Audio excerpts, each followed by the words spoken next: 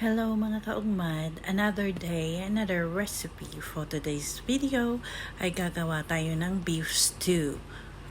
So, nag-prepare ako dyan ng beef brisket at saka i-dice lang natin mga kaugmad.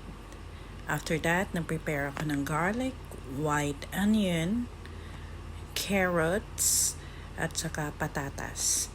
Isang kamatis, dice lang natin ng maliliit.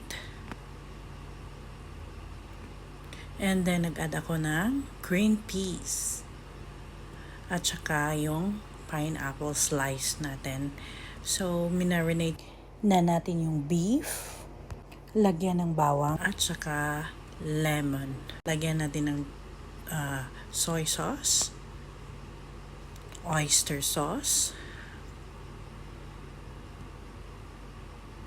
black pepper, and then lagyan ko ng konting rice wine. So lagyan natin ng baking soda for velveting para lumambot yung karne ng baka. Haluin lang.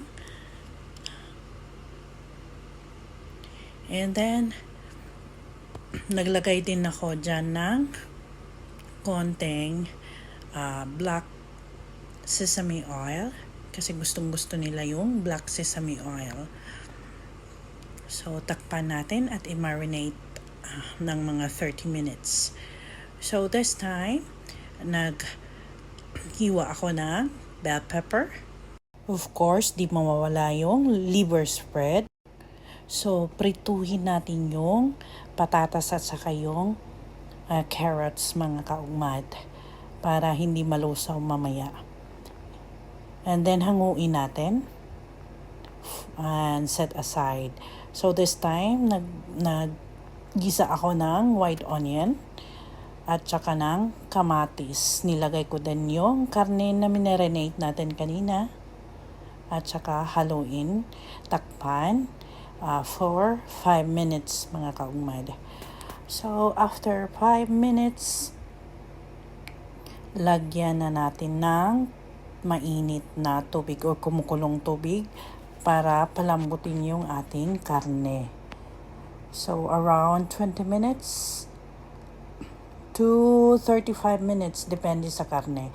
And after 35 minutes mga kaugmad, nilagay ko na yung carrots at saka hinalo-halo. Pakuluan natin ng another 15 minutes.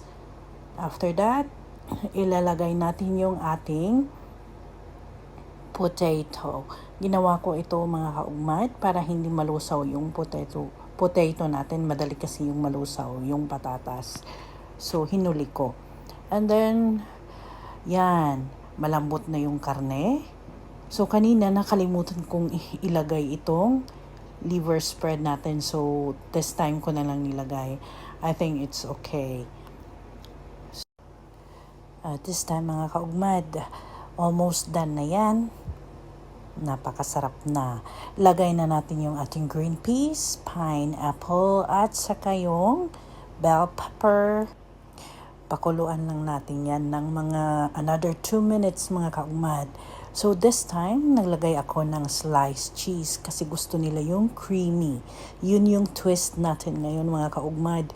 Creamy ang ating beef stew. Ayan, luto na mga kaugmad. Ang sarap. Thank you for watching.